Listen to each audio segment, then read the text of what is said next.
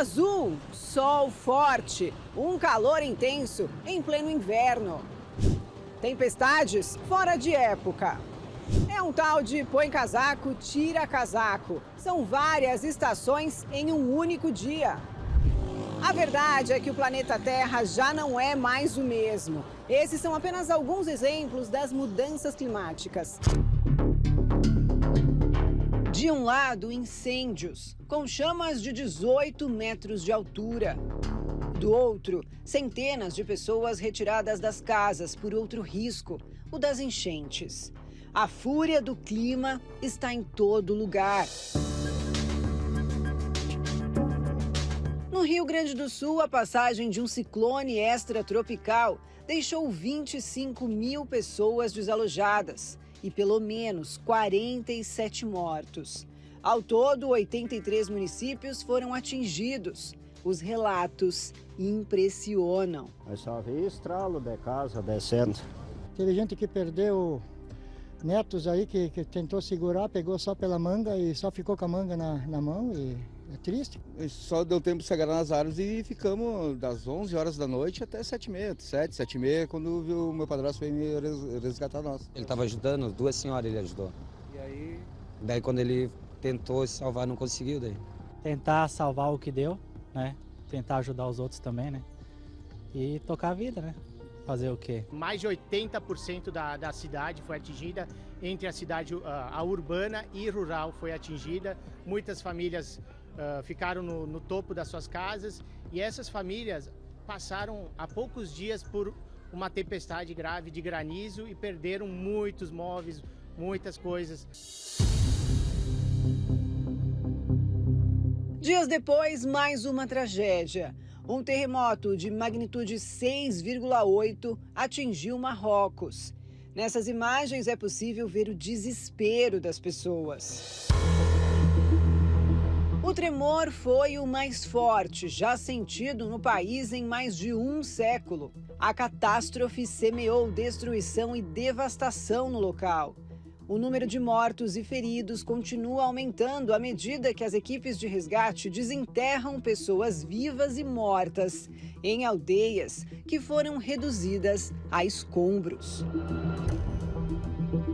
Alívio para quem deixou a região. Andando pela praça, que é um lugar enorme, bastante espaço aberto, quando simplesmente a terra começou a tremer, né? É uma sensação muito estranha, porque você acha que o chão está desabando, tipo, o chão vai colapsar e você vai ser meio que dragado pela terra.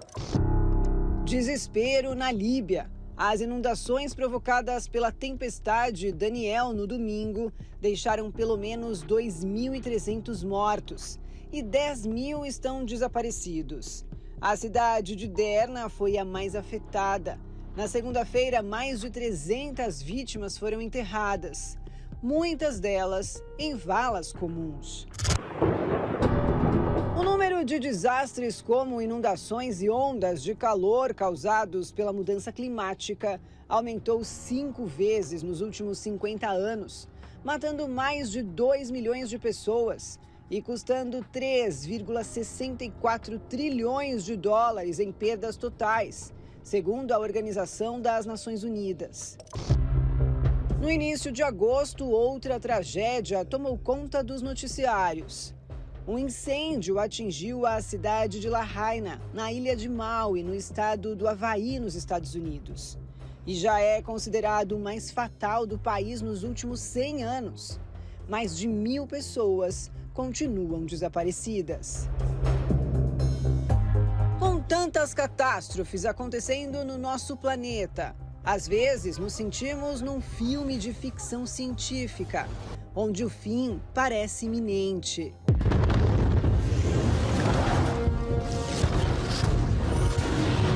Será mesmo que estamos nos aproximando do final dos tempos? Ou o homem é que é culpado por todas essas tragédias?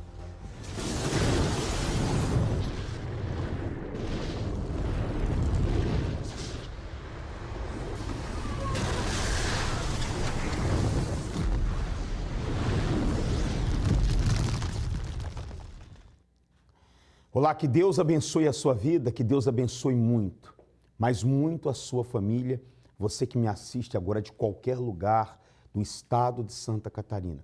Eu quero deixar o nosso SOS à sua disposição, é o 011 3573 3500.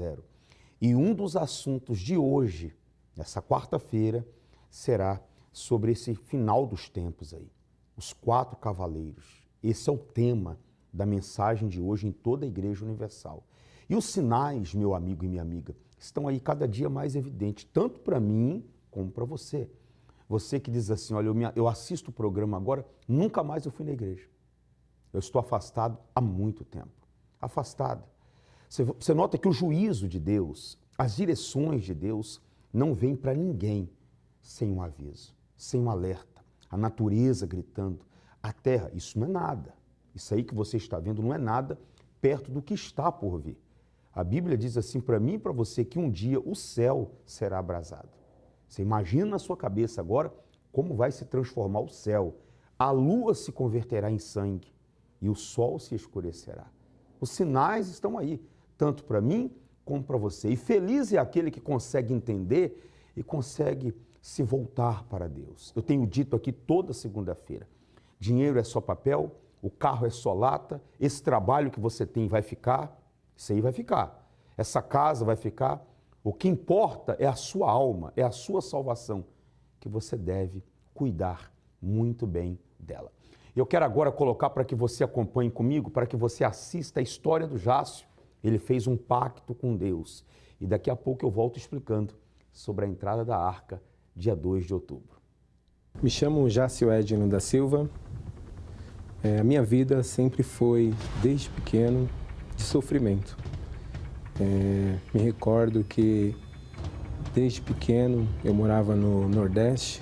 Meu pai veio em busca de uma vida mais tranquila, uma vida mais próspera, para sair da situação que a gente estava. E 6 meses depois ele está aqui, ele trouxe a gente, trouxe eu, meus irmãos, éramos em 7 no total. E trouxe minha mãe, meu avô.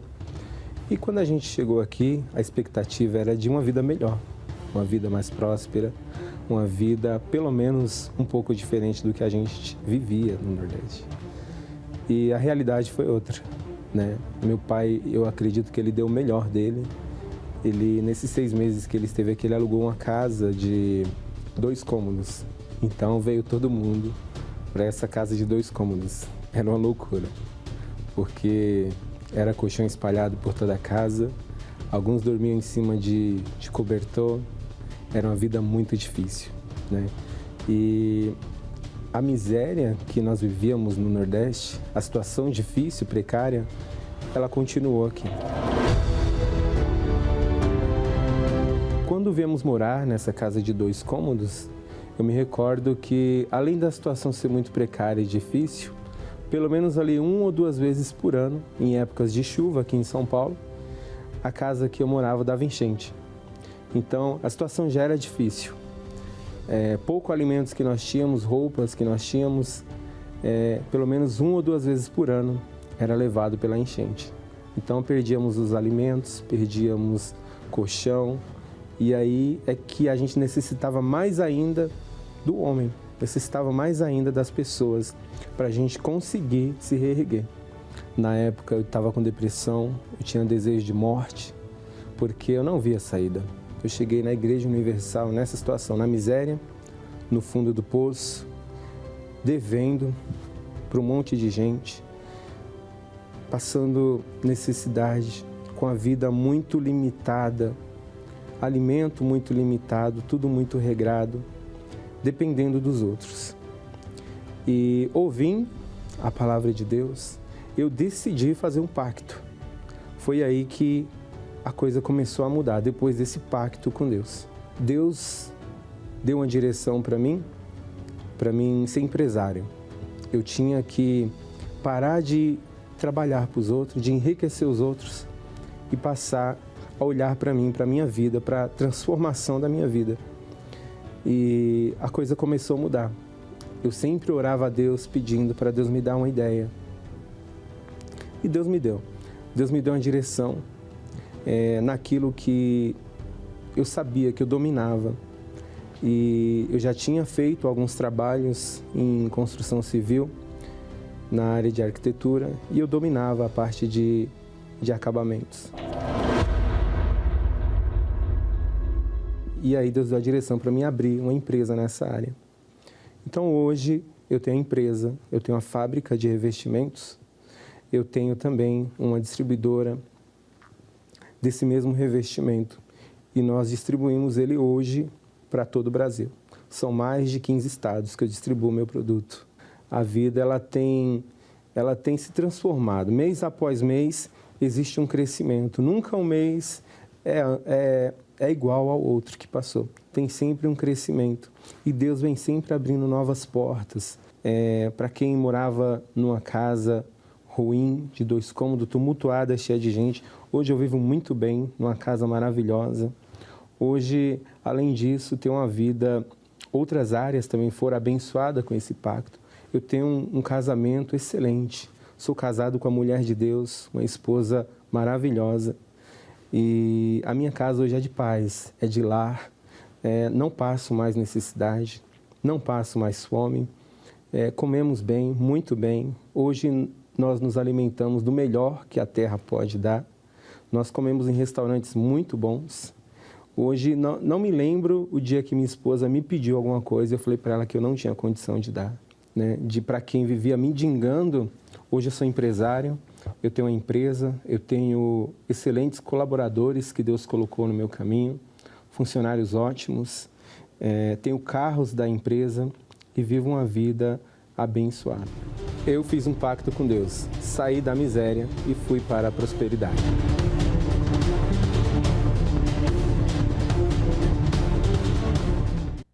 E esse pacto que o Jácio fez com Deus, ele também está à sua disposição.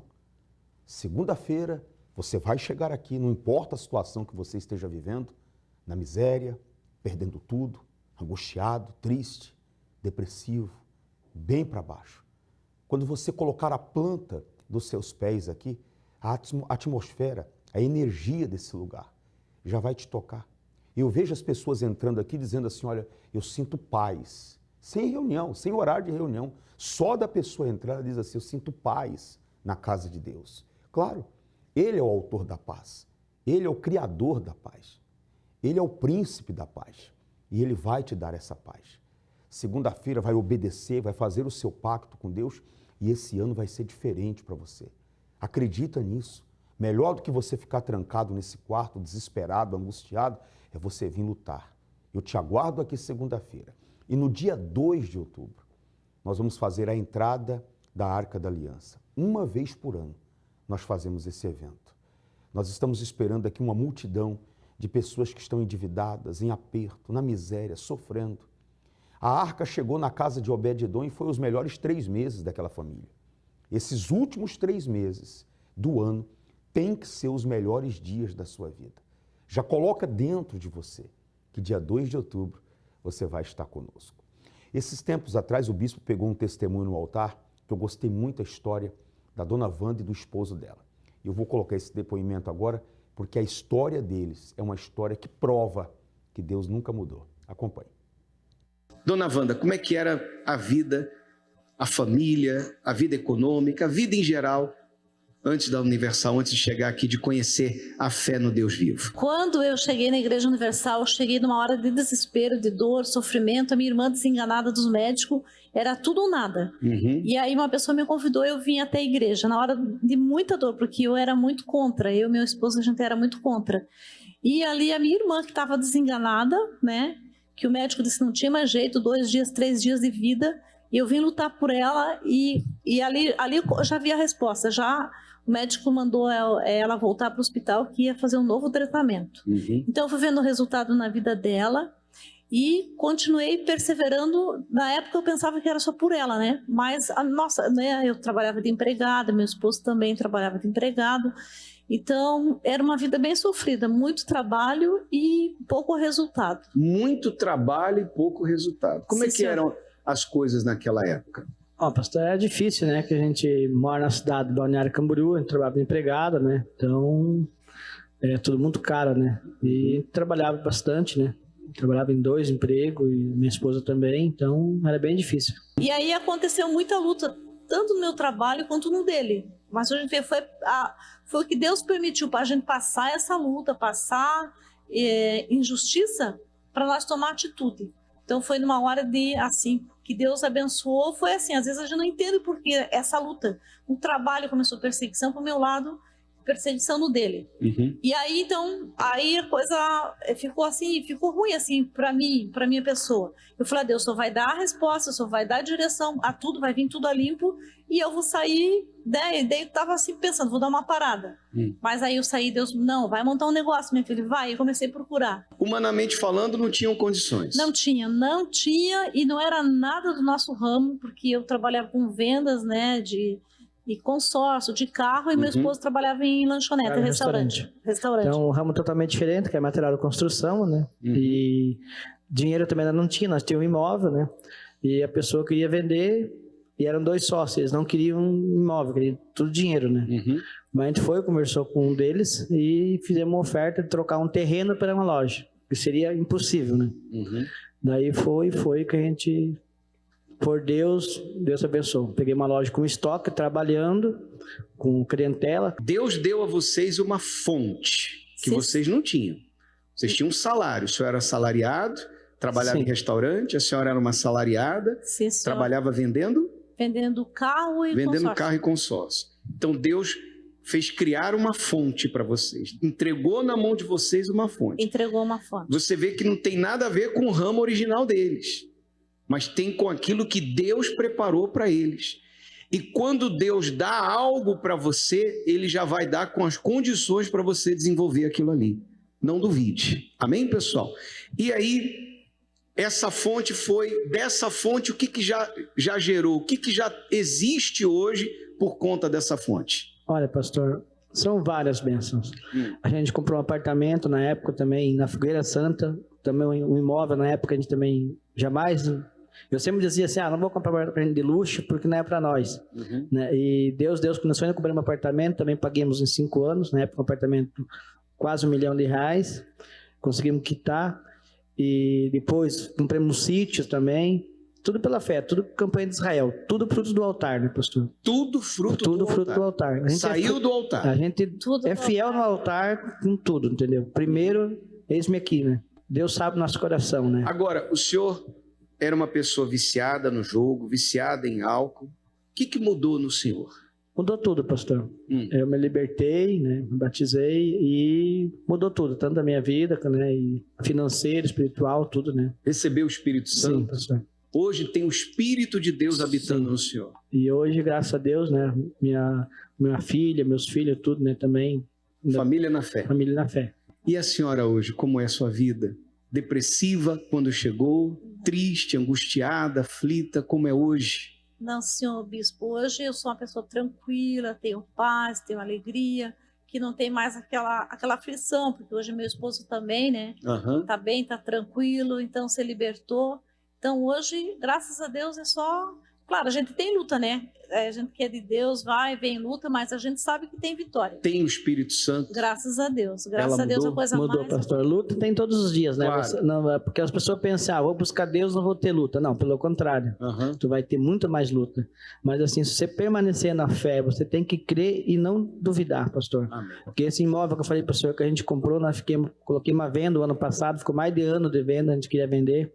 E daí não ia tirar de venda esse ano. O pastor falou, a minha esposa falou assim, amor, não quero mais mostrar que estou cansado de mostrar. Eu falei, amor, Deus vai mandar uma pessoa fora do país para comprar, para vender à vista esse apartamento.